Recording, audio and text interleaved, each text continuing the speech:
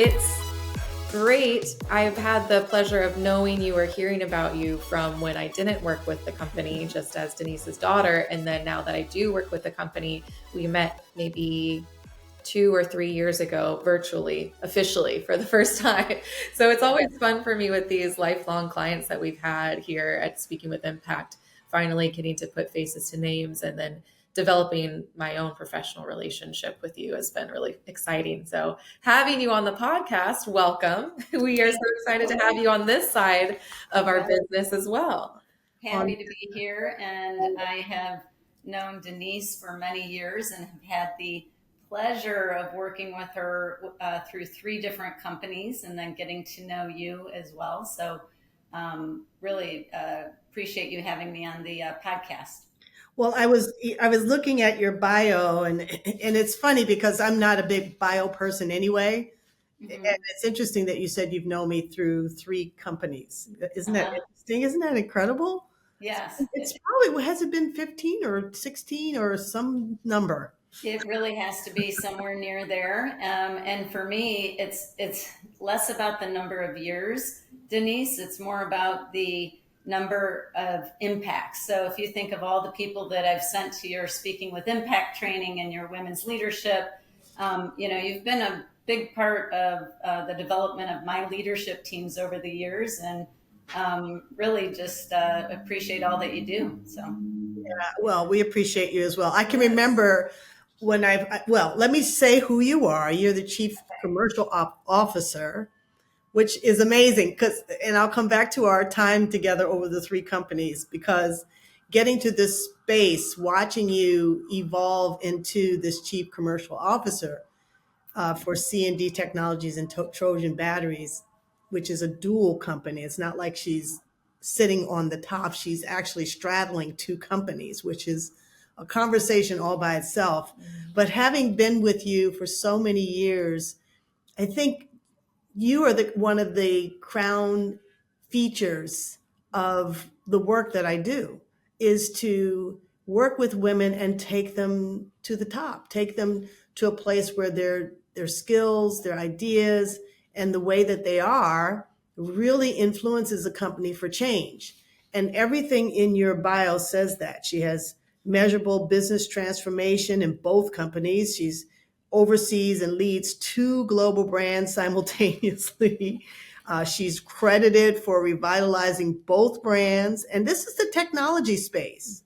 And Yes. that says a whole lot. And batteries, which have been around for 100+ years or something, right? That's right. And Nia, you're touching on something that's been super fun for me in this role. So I do lead 2 different companies. So I commercial strategies for 2 different companies. C&D Technologies. So we make batteries that back up critical infrastructure. So think data centers, think telecommunications networks, think solar applications. But I also lead Trojan Battery Company, which is the global market leader in motive batteries. And so what that means is batteries for golf cart applications, low-speed electric vehicles, aerial work platforms like scissor lifts, as well as floor care machines. So that's been a lot of fun. But the interesting thing that you touched on is both companies are 100 years old. Yeah.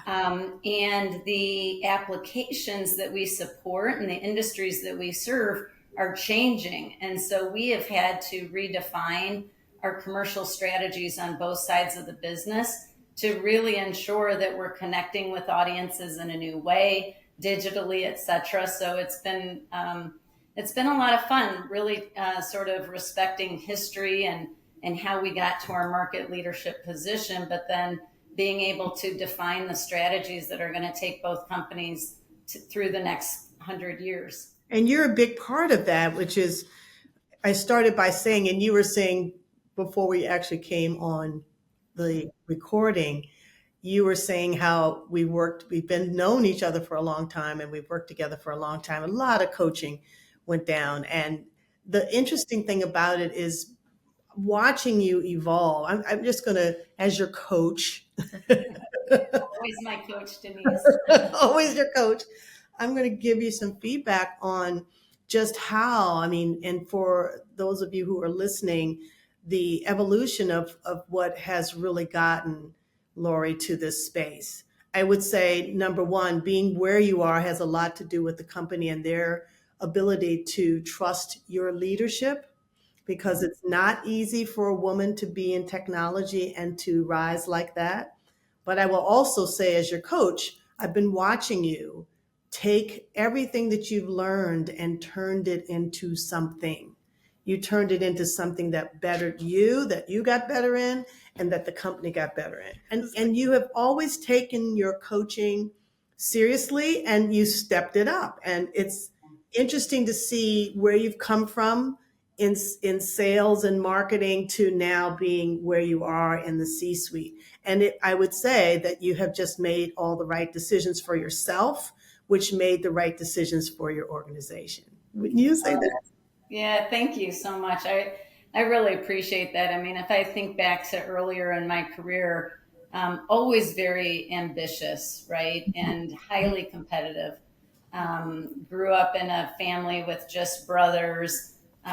Put myself through college by joining the Air National Guard and the Active Guard Reserve, and so sort of always been sort of a female in a bigger sort of male-dominated environment, and it's been a lot of fun. It's been a journey, but if I think, Denise, to the comments that you made regarding how we grow into positions. It's really about constant learning, as you mentioned. It's about making sure that you show up prepared to ask the right questions, and prepared to contribute.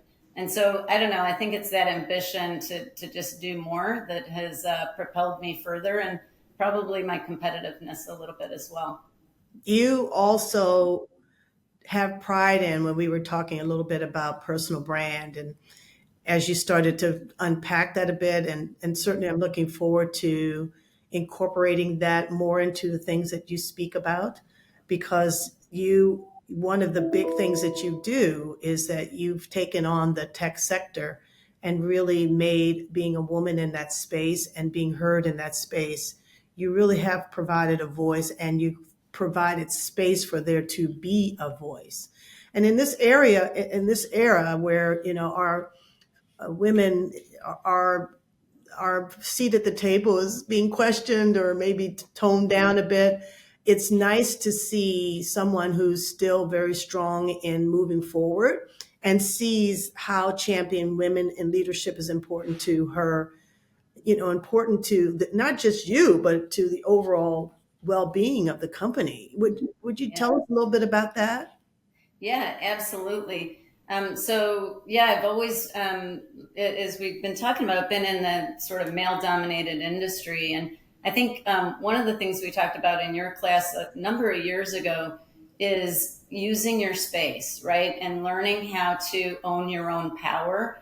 And I really think that as I got a little bit further or higher up in my career, I really understood that more. And what I would say to anyone listening who's maybe younger in their career, I would say that might be the single most powerful thing that I wish I learned sooner. And that's really about how you show up in a room, right? How you walk into a room, your presence. And you talked about the technology sector, Denise. For me, I really felt like, in order to take up my space and in order to use my power, I had to bring something to the table. So it was about developing technical credibility and making sure that I had the technical chops to really not be questioned as to whether or not I belonged or could contribute. And I've spent the last couple of decades, working on that and building that. And as a leader now, as chief commercial officer, I'm really proud to say that half my leadership team are women in the technology space. And, I would love to say that I did that prescriptively and had a goal and set out to help that happen. But I think it's just that More women are entering the technology space. I think more women are owning their power. I've helped some along the way, right? But really, really proud of that. Yeah. You should be. I think one thing that we were talking a little bit about earlier is I think as women, sometimes we forget that and maybe in general, people forget that we are in control of our own lives. So here you were very specific and pointed about where you wanted to do research and what you wanted to come prepared with to be credible. But I think sometimes we forget that we can even do that. We just show up and we're like, okay, I'm here. Tell me how to do the job. And we follow the path instead of carving one. Yeah. Yeah. And that's true. And actually, there are going to be times, even if you are prepared, even if you have the technical credibility, you're going to walk into a room and there's going to be things you don't know. There's going to be people there who are the experts in the field. And I think at that point, one of the most powerful things is to simply show vulnerability. Wow, now that's interesting. Yeah, it's really powerful. I used it this week. We had one of my leaders had a meeting with their direct reports, and the reality is everybody who's in the room were experts at what they do, and they brought to that meeting way more knowledge, application experience than I could bring. And so just to really show the vulnerability and say, hey, I'm learning from you as much as you can learn from me. Here's what I bring to the table. We're going to talk about strategy, objectives, goals, KPIs, whatever it is, right? And here's what I hope to get from you. And here's what I hope you can bring to the discussion today. And so I found that to be very, very powerful. I think too, people are okay, and we forget this. We even talk about this with the pause exercise that we do in Speaking with Impact. We think that gap, if you are just silent and you don't have something to fill the space, people are going to say, oh, well, she doesn't know anything. I'm not going to assign credibility to her. But really, truthfully, and what you're saying too, is if you allow the conversation to foster by saying, hey, I want you to bring this to the table. This is where I lack. It fosters a stronger bond and more collaboration. Yeah, absolutely. And, it's especially important with your leaders.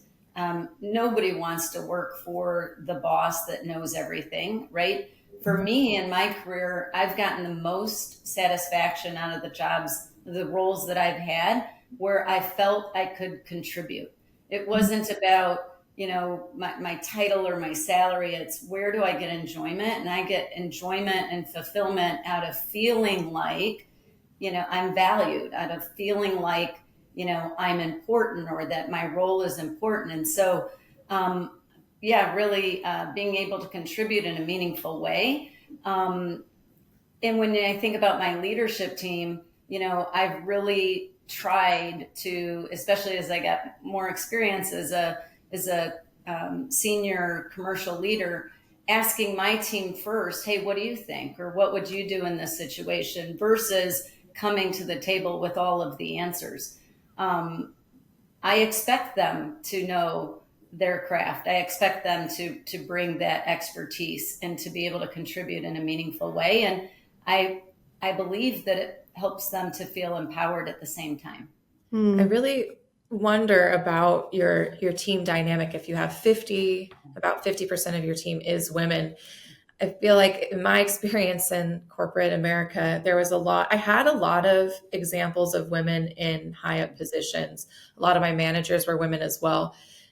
And I worked in the sports industry, which is highly competitive.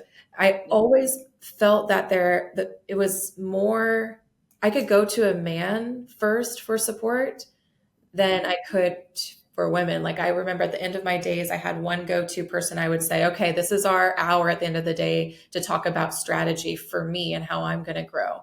But how do you, within your team, foster that leadership amongst women, but then also encourage high achievement, collaboration, teamwork in such a competitive space where I feel like women tend to try to one up each other instead of work together? Mm-hmm. Yeah, I've witnessed that dynamic in my career as well. It's almost as if some women feel that there's only room for a certain number of women at the leadership position. And so it becomes a competition amongst the women versus what it should be, which is women lifting each other up. One point of clarification, just so as you know, to recognize where we are in this journey in my company. My leadership team, half of them are women. I still have a lot of work to do, and our company has a lot of work to do to get parity across all functions and all levels of the organization. I think that there's opportunity for us there. But for me, I mentioned that kind of getting to 50% parity on my leadership team wasn't prescriptive. The first thing that I always do is, my job is to deliver high results, and I'll never compromise that. And so making sure that I have the right leaders, competent, collaborative, high performing, that's always number one. The fact that they're women and building that collaboration, I think that it starts with me. It really starts with creating an environment and helping where my leaders know that if they do all of those things, they're going to excel in their careers, whether they're a man or a woman. And there isn't just one role for women, right? I have 10 leaders on my team, and they all need to be filled. And so creating more of a collaborative environment versus a competitive environment, especially with the women, is really, really important. You did say that earlier, that part of your personal brand was being open and collaborative. And those tend to be leadership skills that women do bring to the table. Is collaboration, being open, nurturing is another one. We've talked a lot about Women Express programs or our summits we talk, which you've taken. We talk about the spiral and how the spiral is more conducive for women and men as well, because it's not about the rung. It's not about it's only enough space for me.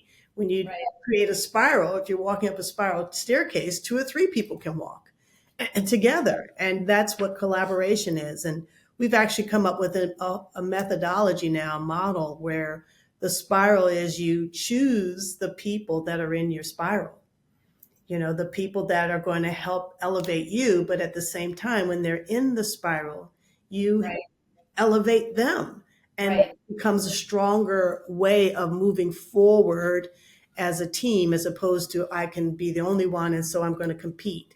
The competition becomes more of a collaborative competition. Do you know what I'm saying? Yeah, absolutely. And I love that imagery of this that resonates with me, of the spiral staircase versus the rung, right? Because clearly on a ladder, as we're all working to climb the corporate ladder, if you like, but the imagery is, there's only going to be one person who climbs at a time, and only one person who can really reach the top. And I've had the benefit of having, I'm not sure I would say mentors. I would rather use the word champions. I've been very lucky to have a number of champions in my career to help me and to really be on that spiral with me. And if I had to look back in my career and say, maybe what would I do differently? I think it's what you said, Denise. It's choosing who I would walk with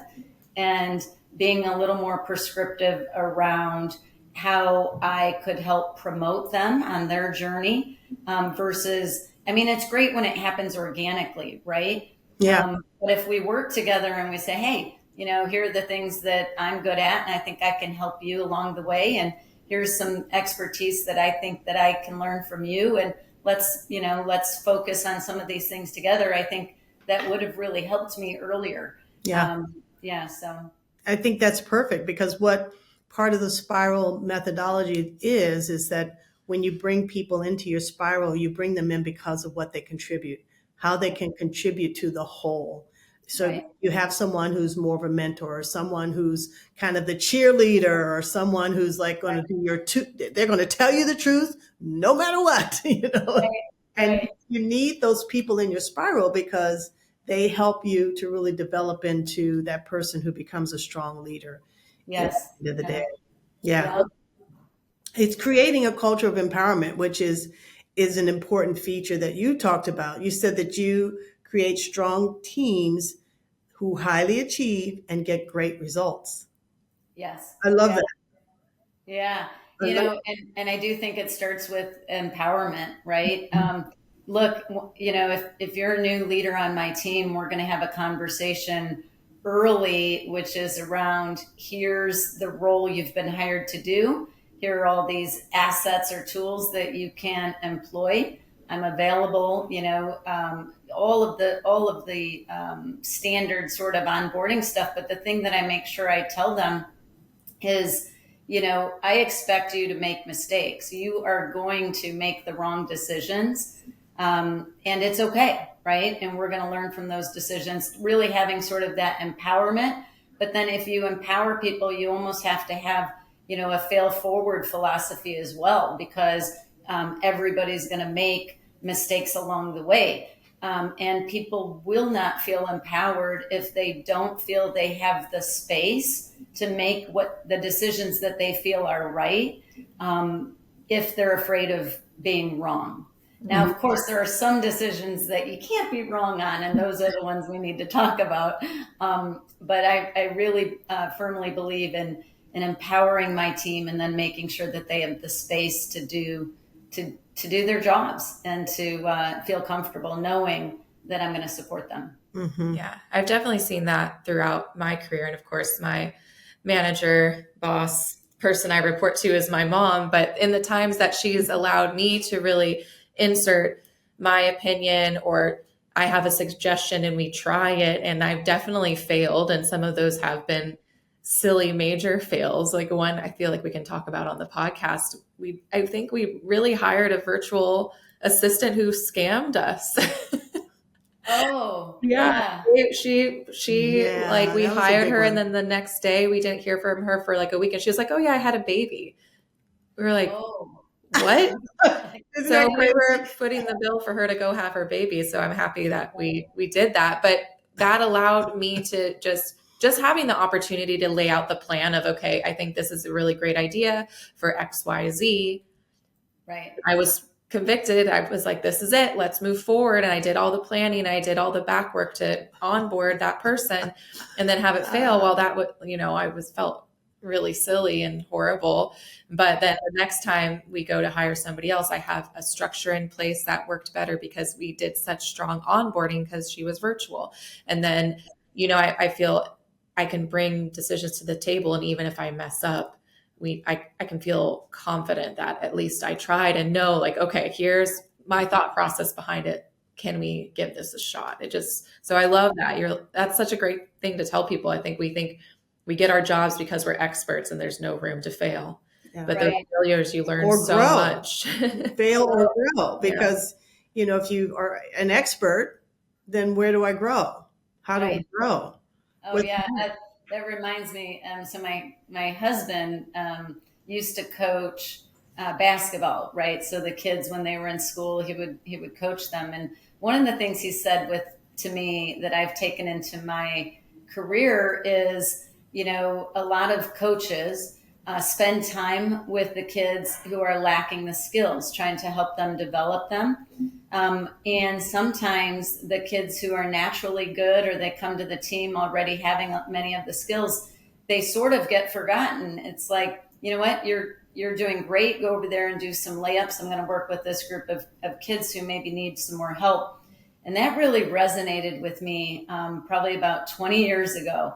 And I always think about that, because if I look at my team and I have a high performing leader and they're doing great in their job, my role as a coach does not change. My job is to understand what their career objectives are. And if it's to get to a C-level, a CEO, whatever it is, to focus on helping them grow as well, and not just the team members who might need it a little more, if that makes sense. Yeah, definitely. And we say that in our trainings all the time. I play primarily the role of coach. I'm crossing over into more of the leader, but that's how I started. I say, we're going to take a look at you today and see what you're really good at and how I can support that.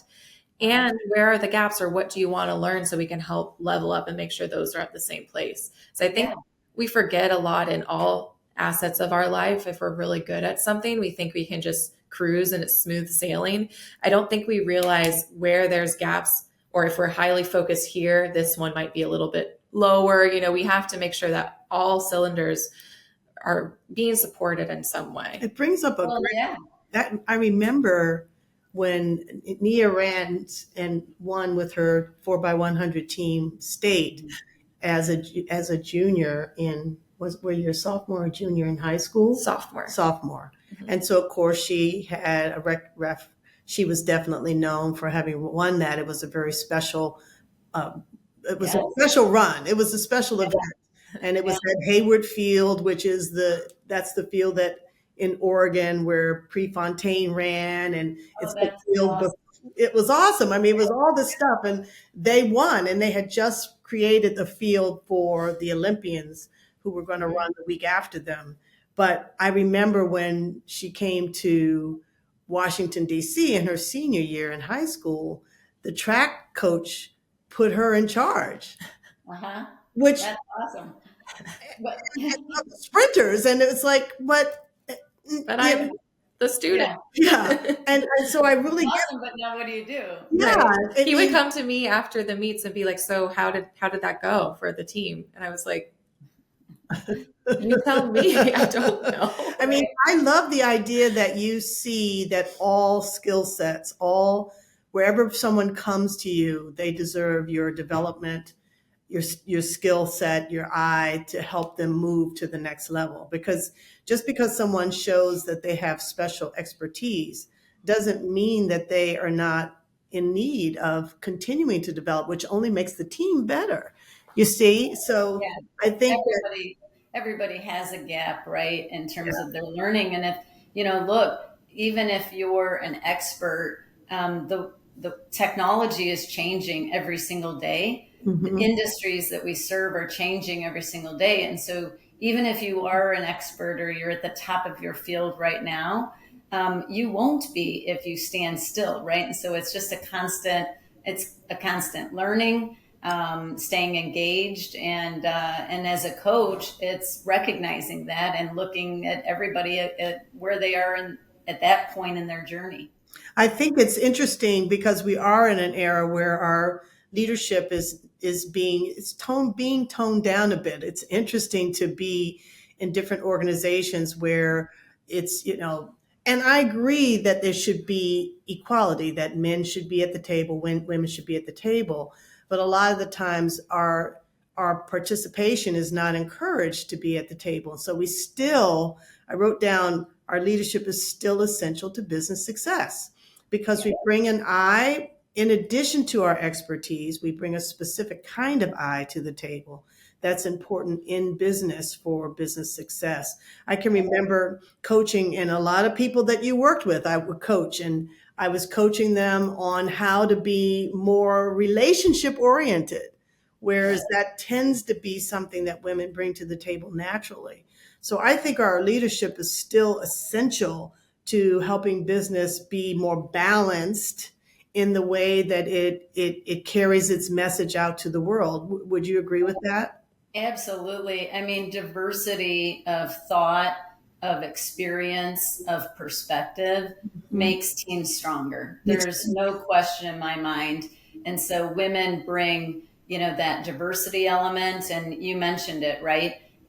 Just typically women have a higher EQ or emotional connection, generally, or can be more collaborative. So just making sure that your overall team is diverse, in my very strong personal opinion, makes teams better without question. Makes teams better. I love the idea that you said you walked into a meeting where vulnerability was essential.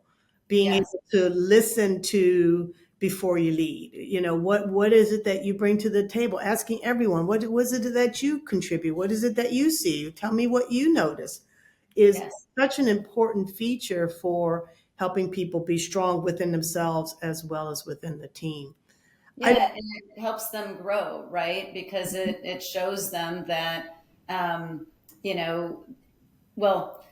my experience has shown me, I talked earlier about gaining that technical competence, for me was about growing, but then also, every meeting, it built my confidence. And then once you have confidence, it allows you to speak up and lead. And then that develops your leadership skills and all of these things. So hopefully the message to everybody in that room is, look, I'm here because I can contribute. I also have a philosophy that if you don't speak up in a meeting, you shouldn't be there. Mm-hmm. And in today's, world of remote work, it's really, really easy to invite people to meetings, right? If you're going to a face-to-face meeting in New York and you live in Dallas, you're probably going to say, okay, I only need, these people at the meeting, and we all fly to New York or whatever, and we have the meeting. But if it's a virtual meeting, there's a tendency of saying, oh, well, let's invite this person, let's invite that person. And I love that from a development perspective. And I love it from an inclusion and a learning perspective. But I also believe that anyone attending the meeting needs to contribute in some way, even if it's to say, hey, I'm here to learn. I'll be listening and I may ask questions. That's contributing. But to show up to a meeting and not say anything is, it's not good for the team, and it's not good for the individual, because then they don't gain that confidence. They don't gain that leadership, right? And the ability to speak up and contribute. Yeah, I work with a CEO, and he has a core team meeting every Tuesday. And it's funny because there's the same people will sit and not say anything. So I said to him recently, I said, okay, I want you to go into this meeting. I don't want you to talk. I want you to start out the meeting by saying, I want to hear from everybody. How's it going? I love that. Yeah. That's Right? great. I also think, and the video meetings, I have a requirement. You better be on video. It's Right. way too easy to multitask and not participate. So really true. So easy. And I even last night realized I'm on the College of Education and Human Development board for George Mason. And, sometimes it's not part of my main day-to-day job. So when you participate, they want to be like, oh, it's not going to be too much. But I really like the president as well. He's like, share with us, share anything with us. I want you to add to he has a list of notes, and he's like, if you did anything with George Mason, thought about it, saw something, read something, put it in there and bring it to the meeting. He's like, I talk way too much. He's like, I want everyone else to have a voice. And I was like, wait, once I sat there and thought about it, I was like, oh, like I did a lot this month for George Mason. I had this conversation. I talked to these students. I talked to these 3 professors. I emailed these 2 professors. I'm like, oh, I didn't even realize how much I did until the leadership said, just tell us, open up the space. Your confidence, right? And then probably helped you realize how much you have to contribute. And so it's positive for George Mason. It's positive for that person leading the group. It's positive for you as well. Yeah. I want to ask you this. It's just kind of popped up since Nia said that and you answered it. It's generally speaking, I don't speak to or coach women that are seeking to go to the C-suite. Mm-hmm. Why would we want to? Why? And how was it for you to get there? I mean, I know your story. I've seen your story. But how is it that the companies that you work for really created that space, or did you co-create the space, or did you create the space? Good one, yeah. Yeah, that's a great question, Denise. And I would say I really had to create it. And here's why. I grew up in the data center and telecommunications industry, and I found a great company. And I was there for 16 years, and I grew up, I started as an individual contributor. As a salesperson, I was promoted to a strategic accounts role, and then I got my first leadership job, and you can see how this goes. So it was progressive. It was a progressive journey over 16 years where I got to a vice president role. And I had the opportunity to leave that company to really create a go-to-market strategy for a company that was struggling to bring to market a global portfolio and to create global consistency of service and offering for their customers. And my experience at the telecommunications company helped me land that job. And it gave me the opportunity to really, for the first time, create the strategy that would take our company to the next level. And it was there that I realized, sometimes the fastest path is not always straight. Mm-hmm. And so in my first company, the one that I spent so much time with, it was taking these different jobs that helped diversify my experience so that when the promotion came available, I had more to bring to the table, and I was able to work my way up through that organization. But honestly, it was seeking the opportunity that was going to develop the next set of skills that I needed in order to get to the C-suite. So once I did that, I was able to find the opportunity at C&D Technologies. They were looking for a chief sales officer, and I interviewed and got the role. And great company. We have an amazing CEO and leadership team. So I work alongside some really wonderful people. But I wasn't there very long when our CEO said, you know what? We're going to combine our entire commercial function under your leadership. And so I was able to then pick up all of our sales, marketing, product management, customer service, customer analytics, and inside sales. So everything customer facing is now under my leadership for both companies that we own. And that's been really, I would say, a journey that I had to create, right? And it was seeking out the experience that I needed to put me in the position to qualify for that role. I'm just smiling because I can remember the early days with the other company where you were just kind of pulling it all together for yourself. And here you are. It's like, but I knew all along that she was capable of doing this. And to take on two companies and to juggle all that you're juggling says a lot about who you are. It says a lot about you. It says a lot about you. And are you mentoring or coaching other women or other people in your organization? Yeah, absolutely. So, the thing about mentorships and mentorship programs, I'll answer your question, but I first want to throw in, a lot of people talk about mentorship, right? And they talk about mentorship programs, and I've been involved in those formal programs. I've gotten a lot more out of my informal mentorship along the way. And here's why.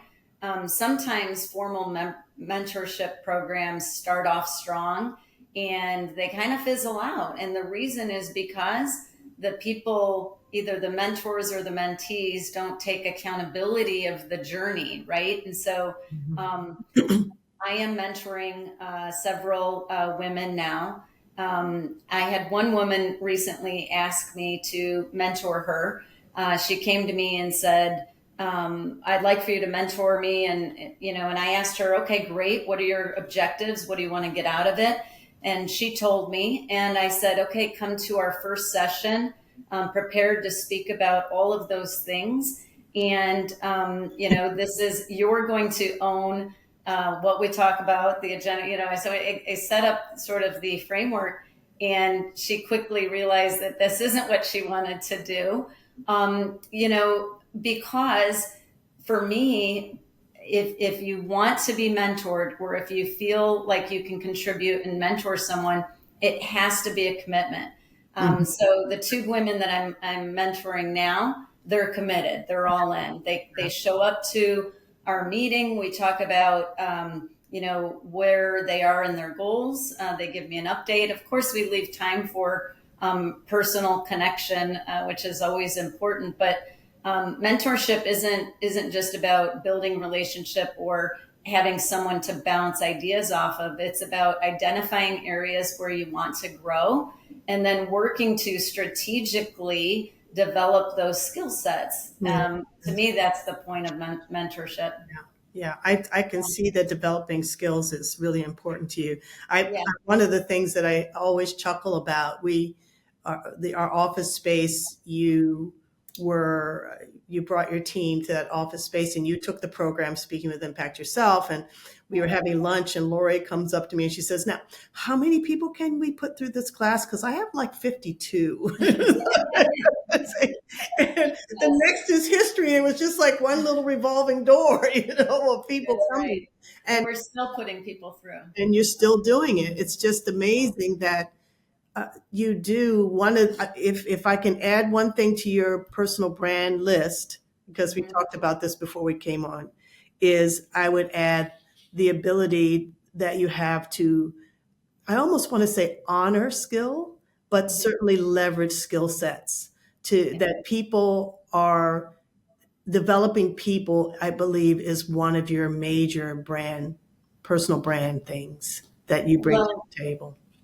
Thank you. And I say thank you because I do focus on that. I feel that it's really important. And, as I mentioned just briefly earlier, I've had the opportunity of working with some pretty awesome people who have either formally mentored me or informally, or really just supported me in my career. And I try to do that as well, right? It's always thinking about developing the next set of leaders. And my hope is always to hire people that are better than me, make sure that they're better than me as I continue to go to the next thing. I always keep that in the back of my mind. So it's important.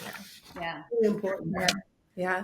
I'm wondering, before we sign off, I just want to give you the opportunity to be your own champion. What are you working on right now, or any successes that you want to share with us to really showcase who you are, your personal brand, and what you do that makes you special in the space that you work in? And your company. Yeah. We're going to give CD What are you up to Technologies and over there? Trojan a real round of applause. Yeah. They were smart to take you on. I really appreciate that. Thank you. So C&D Technologies and Trojan Battery Company are really at a unique spot in our history and in our journey.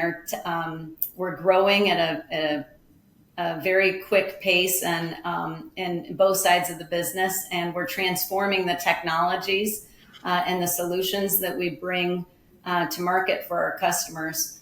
One of my key priorities right now is just continuing to evolve our commercial strategy to better support the goals of our broader business. And so what does that mean? It means making sure that we use new technologies and new platforms to better our business. So one of the things that I'm particularly proud of that we've done recently is we've brought to market our company's first business-to-business e-commerce platform for our lithium-ion products. And so we've launched that. We've begun to deploy artificial intelligence into some of our analytics and starting to use that in our systems, which is helping us to do things better, faster, more creatively, to really fuel our commercial strategies and our success. So it's really all around this tools enablement, digital transformation, globalization of our offering. And I think all of these things are going to help C&D and Trojan Battery Company, grow for the next 100 years. So I'm really excited about our future. It's a great industry to be in.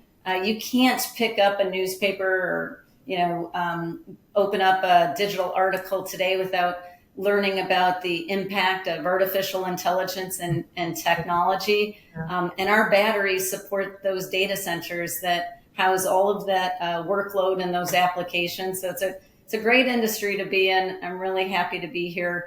I'm very proud of the team that we've built. And I'm looking forward to what the future brings with both companies. And speaking of team, if you could name 3 qualities that really characterizes your team, what would those qualities be? Well, I would be remiss if the first one wasn't diverse. So diversity of experience and thought. I would say collaboration. So that my team is highly collaborative, and we've built that prescriptively.